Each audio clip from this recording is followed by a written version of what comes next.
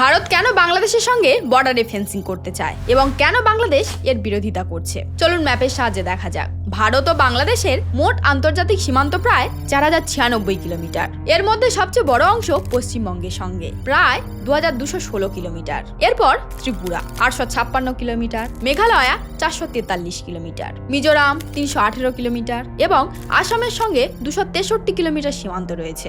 সবচেয়ে বড় সমস্যা পশ্চিমবঙ্গে, এখানকার প্রায় 435 কিলোমিটার সীমান্ত এখনো আনফেন্সড।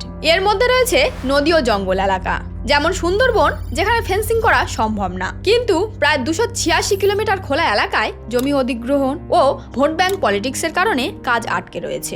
সবচেয়ে সংবেদনশীল এলাকা হলো মালদা, মুর্শিদাবাদ এবং নর্থ 24 পরগনার কিছু অংশ, যেখান দিয়ে অবৈধ অনুপ্রবেশ, গরু পাচার, মাদক, অস্ত্র এবং জাল নোট চক্র চলে। অন্যদিকে বাংলাদেশের কিছু রাজনৈতিক মহল দাবি করছে ভারত আন্তর্জাতিক সীমান্তের 150 মিটার নিয়মের খুব কাছেই কনস্ট্রাকশন করছে। তবে ভারত বলছে তারা আন্তর্জাতিক নিয়ম মেনেই ফেন্সিং করছে। প্রতি বছর বহু মানুষ অবৈধভাবে সীমান্ত পার হতে গিয়ে ধরা পড়ে বা প্রাণ হারায়। তাই ফেন্সিং সম্পূর্ণ হলে দুই দেশের সীমান্ত আরও নিরাপদ হবে এবং অবৈধ অনুপ্রবেশ ও প্রাণহানি কমবে।